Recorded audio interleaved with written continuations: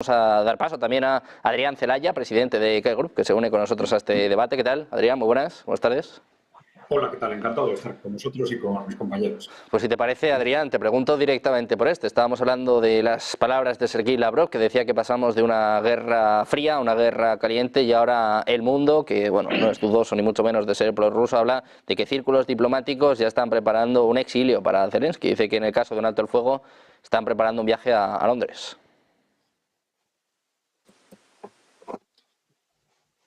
Sí, Adrián, te preguntaba. Sí, me decías que en caso de no alto el fuego. Sí, decían que en caso de un alto el fuego, es el periódico El Mundo, digo que está hablando de un exilio dorado para Volodymyr Zelensky, que llevan 2 semanas con rumores, círculos diplomáticos en Kiev hablan de elecciones y de que Zelensky, bueno, pues tendría que marcharse a Londres en caso de un alto el fuego con Rusia. Bueno, las informaciones que se están transmitiendo sobre todo esto son bastante confusas.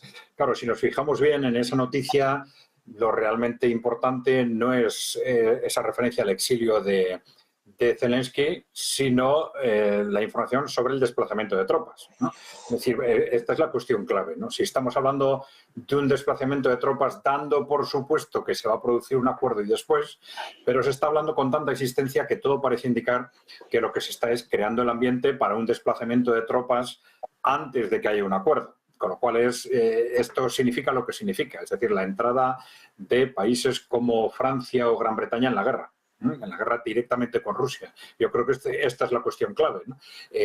Evidentemente no es lo mismo que esto suceda después de un acuerdo en el cual, entre otras cosas, se pactara ese desplazamiento. Pero como o no se dice o se deja entrever algo que aparentemente no es necesario decir, pues parece que hay que interpretarlo de esta forma. Se está intentando crear un ambiente para que ese desplazamiento se produzca antes. Esta era una de las 2 causas que nos iban a llevar de forma directa a la guerra con Rusia. Una era el lanzamiento de misiles de largo alcance, esto ya se ha hecho, y la segunda era el desplazamiento de tropas a Ucrania, y esto es con lo que se está amenazando de forma continua durante estos días, porque si fuera para después de un acuerdo no tendría sentido repetirlo tanto ahora. Pues bueno, pues ya se negociará en su momento, ¿no? Si se está hablando tanto de este desplazamiento de tropas, a veces haciendo referencia al acuerdo y a veces no, es porque lo que se quiere es, digamos, acostumbrar a la opinión pública a ese mensaje, al concepto del desplazamiento de tropas, que luego intentarán que se produzca antes de un acuerdo, ¿no? Os voy a preguntar por esta última hora, Eduardo, me empiezo contigo. Se habla de tropas, sobre todo de Francia y de Gran Bretaña, y de un exilio para Volodymyr Zelensky. El propio Zaluzny, el que era el general, ¿no?, de las Fuerzas Armadas, ya está precisamente allí de embajador. Se sabe que Reino Unido ha estado detrás de Ucrania desde el inicio de este conflicto. De hecho, Boris Johnson fue el que tumbó los últimos acuerdos. Eduardo, quiero saber si te sorprende esta noticia y si crees, bueno, pues que podría ser una solución a este conflicto, ¿no? Porque parece que Zelensky no se va a poder sentar con Putin, desde luego, a firmar ningún tipo de acuerdo. Obviamente no puede sentarse con Putin, ni Putin se sentaría con él. El hombre que firme la paz entre Rusia, el alto el fuego. El alto el fuego entre Rusia y Ucrania no puede ser Zelensky. O sea, su crédito y su ego se vería bastante dañados. El hecho de que haya una vida exterior en Londres, pues bueno, se puede interpretar de muchas maneras. Me parece muy interesante lo que ha señalado Adrián, ¿no? Y me hace pensar en esos gobiernos que hubo también en Londres de países ocupados por los nazis, ¿no? También es una manera de alejarlo de una zona de conflicto. También es una manera de ceder parte de ese protagonismo en cuanto a la iniciativa militar y estratégica en la zona a fuerzas no precisamente ucranianas. Yo, bueno, a veces recibo críticas cuando señalo que esta guerra no la puede ganar Ucrania. Eso no quita para que también afirme que creo que pocos pueblos como el ucraniano han demostrado tanto valor y tanta voluntad de victoria, pero las cosas están como están. Y en ese sentido, por sí sola, Ucrania no puede ganar esta guerra. Es decir, es preciso un desplazamiento de tropas de países aliados o amigos, ¿no?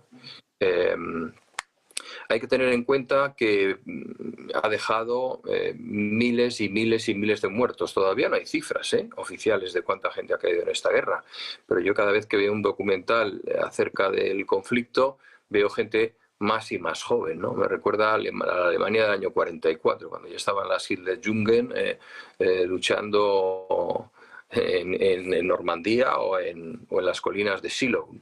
Pues es un poco así. ¿Le vendría bien a algunos países de Occidente esto? Hombre, después de lo que ocurrió en Francia ayer, a Macron le vendría de miedo, ¿no? Le vendría de miedo a mandar tropas y que se hablase de otro tema, que cambiase la agenda respecto a su desaparición como presidente de Francia, que sería inminente en un escenario de paz. Inglaterra, bueno, pues Inglaterra va a hacer literalmente lo que le diga a Estados Unidos, como siempre, ¿no?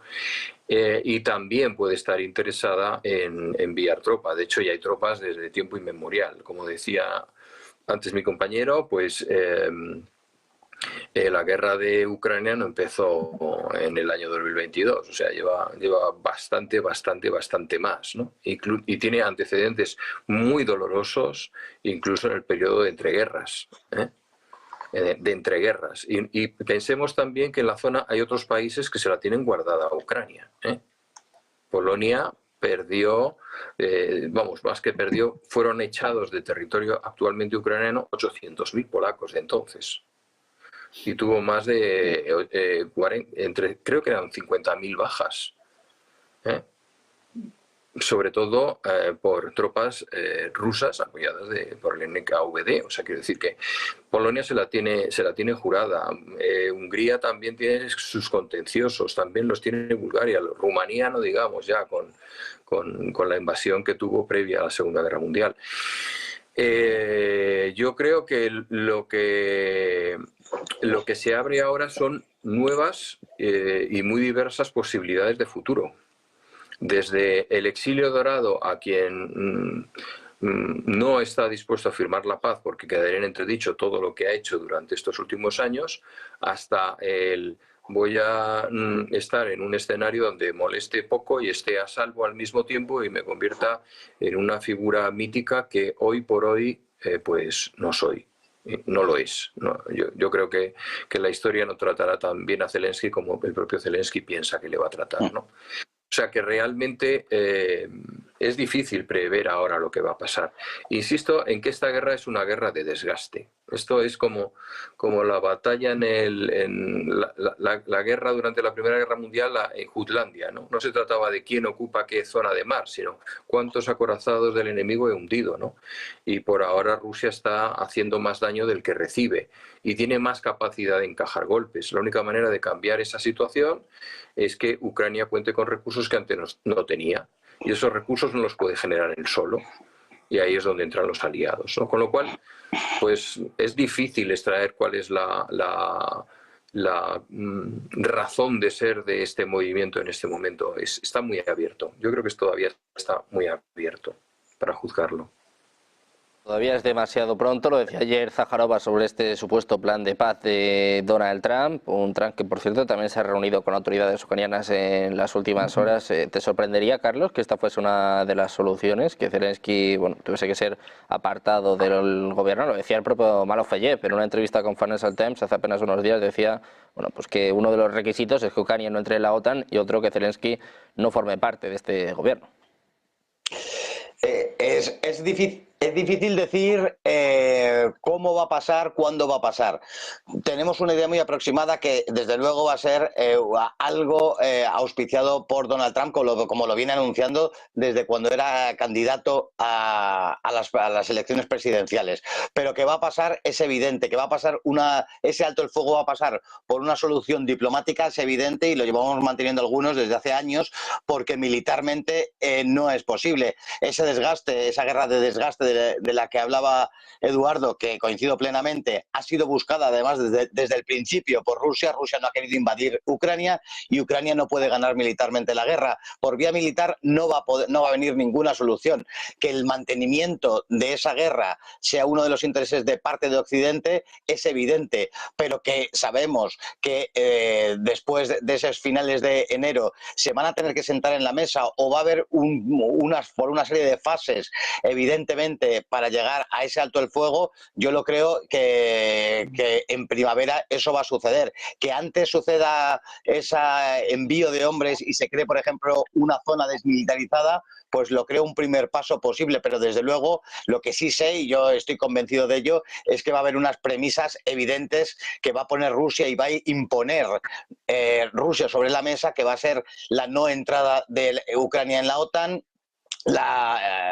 que de jure sea las zonas conquistadas por Rusia, territorio ruso, y que Zelensky, lo he mantenido siempre, deje de ser el presidente de Ucrania. Y muchas veces he dicho que su final estaba en Londres o Nueva York, evidentemente. Pero además de todo esto, no olvidemos el fuerte hartazgo de parte de la sociedad ucraniana de este conflicto, y en concreto el fortísimo hartazgo de gente hacia la figura de Zelensky. Todo esto hace que Zelensky, a mi parecer, desde hace mucho, sea un cadáver político, y que todo empuja a pensar que su final va a estar en Londres o en Nueva York. Yo esto lo veo evidente.